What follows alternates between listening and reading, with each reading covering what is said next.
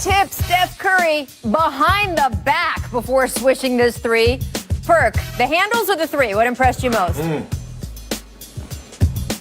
Well, everything. Anytime Steph Curry put on that Harlem Globetrotter type, Ruckus Park debut in the league, it's always a pleasure to watch.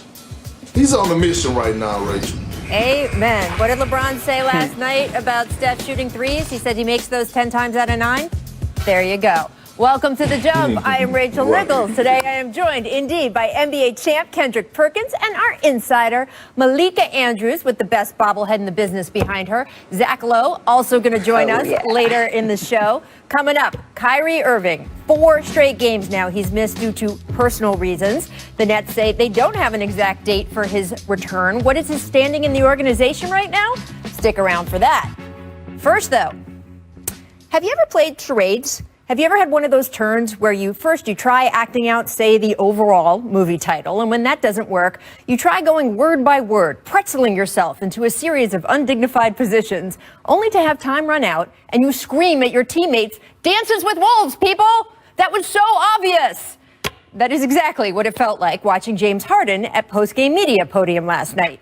For more than a month, the man has been trying everything to telestrate what he has been thinking. I mean, it's not like he just didn't report to training camp on time.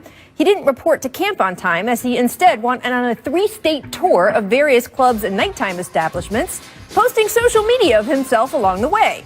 When that didn't get him traded, he went to a friend's party, again, maskless, indoors, in direct violation of the NBA's protocol. At least the league noticed that and fined him. Still, all we heard from the Rockets and their management was that they wanted James to play games for them, the hope being that if he actually got on the court with new acquisitions like John Wall, Boogie Cousins, Christian Wood, maybe he'd change his mind on wanting out. Narrator, he did not change his mind.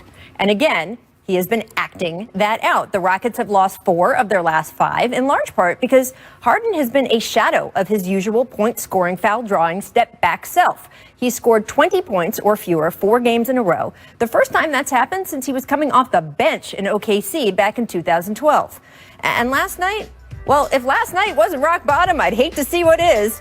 By the end of the first quarter, the Lakers, already up 35-14, basically treating the game as an and-one showcase. Check out Montrezl Harrell and THT. Each just cleaning up each other's misses with some rim rattling. Yeah. See, that's nice. Then with the Lakers up 21, LeBron James turned the disrespect up to 11. He hit a pump fake 3 that he didn't even bother to watch fall. And why, may you ask, did LeBron turn to his bench in particular? Well, let him and Dennis Schroeder tell you what happened. Well, my teammate, hit me with a bet on the sideline, and I took the bet while I was still shooting the ball. I told him to bet a Benjamin on it, so he shot it, or took a dribble, shot it, and turned around and said, bet, then it went in, and it's just legendary. He said, bet you won't make it. And in order to make a bet official, you either got to have a handshake or you got to look a man in the eye. So he said, bet it. And I turned around, looked him in the eye, and I said, bet it. I can't even. I mean, that's incredible. And in years past, we would have seen at least an attempt at an incredible response from James Harden. Look, you can say what you want about the style James plays, his ability to be clutch in the playoffs, but you cannot deny that out of the 7.7 billion people on this green earth, he is one of the very, very best at playing the basketball. He is an Iron Man who rarely misses games. He is a walking playoff berth. And yet last night, with the defending champs literally making a mockery of Houston's home court, Harden barely lifted a finger. He loped lazy passes. He didn't move on defense. After the game, Coach Stephen Silas said, quote, "They're having fun at our expense. It doesn't feel good at all. We should take umbrage. It's like the Lakers were dancing on our home court." But it was what Harden said post-game that spoke the loudest. Clearly, finally tired of trying to act out his feelings, Harden just came out and said what we've all known he's been thinking for more than a month. We're just not good enough. We don't obviously chemistry, talent-wise, just everything. And it was clear, I love this city. I literally, have done everything that I can, I mean, this situation is crazy. You know, it's something that I don't think can be fixed. So, yeah, thanks. Okay, then. John Wall was up next, and while he didn't want to comment on what Harden said specifically, he did say that, quote, when you have certain guys in the mix that don't want to buy in all as one, it's hard to do anything special. Then when asked about his relationship with Harden, here's what he did say. I think it's been a little rocky. Can't lie about that. I mean, I don't think it's been the best it could be, to be honest. That's all I really can say. By this morning, the Rockets had clearly had enough. Harden was told not to come to practice, with coach Stephen Silas telling reporters, quote, we felt it was best for the group and best for James. While Boogie Cousins said the disrespect, quote, isn't something that all of a sudden started last night. Boogie added, it's completely unfair to the rest of the guys in the locker room. So, what happens next? ESPN is reporting the Rockets are in active, serious trade conversations with both Philadelphia and Brooklyn as we speak.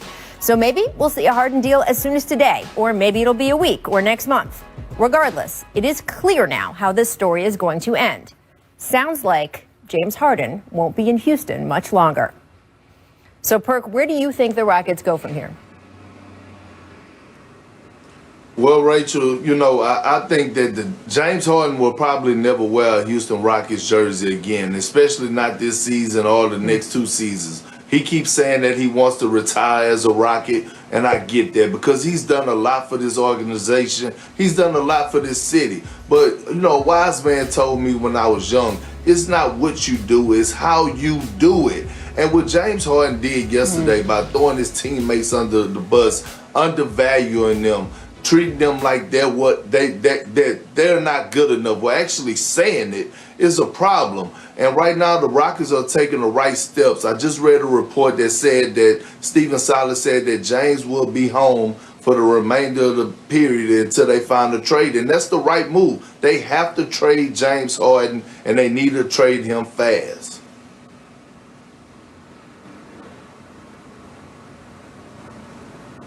Yeah, I mean, if that wasn't enough, what happened last night, Stephen Silas, when he was asked today whether or not that he thought the situation was reconcilable, he said, I don't know. And that's pretty much as close that coaches come to saying, no, this just isn't going to work out. But what sticks out to me, Rachel and Perk, when I look at what James Harden said last night, it's where is the responsibility on his part for what he's calling, quote, craziness that's going on, whether that's on the court, the statistics that you refer to, Rachel, or whether that's all of the stuff that they've been putting up with that James Harden has been doing off of the court. And if recent history has told us anything about stars that are unhappy in their markets, I'm thinking about Jimmy Butler in Minnesota. I'm thinking about Anthony Davis when he was in New Orleans. Whether or not it gets to be to the point that it is volatile, it doesn't work out. These stars move on. They move forward. Eventually, they get what they want. They tried. The Rockets tried. They asked James Harden to come back. They had a couple of games with him on the court, and it did not work out. The only way that I see this going from here on out, Perk said it, they're headed towards a divorce. Yeah, and it's not just the sort of situation right now that he said it's not working. Malika, how do you see James' self-awareness overall impacting the situation? Well, I think that it's playing a part in it. It's hard when you're listening to John Wall, when you're listening to DeMarcus Cousins, hearing them say that this isn't the first time that the disrespect has shown up. This isn't the first time that they're feeling this way. It's hard to want to go out on the court and be focused on performing as a unit when you have one guy saying that this just isn't good enough. Oh, and by the way, that one guy is your franchise player. That's where the question comes up of whether or not James Harden can put himself into a 20,000-foot position and say, hey, looking down on the situation, I see my role in it. I see how I am impacting my teammates. I see the role that I am playing here, and I need to leave so that they can continue. Right now, it looks like James is putting everything out and not turning the mirrors back in on himself. Perk, where would you rather him go? He's rumored to be going to either Brooklyn or Philadelphia. Where would you rather see him? Well, to be honest with me, I think the best fit for the Rockets is for James to go to Philly because they're going to probably get back Ben Simmons. And James in Philadelphia along with how Joel Embiid is playing right now. Danny Green is playing awesome. Seth Curry is playing elite basketball.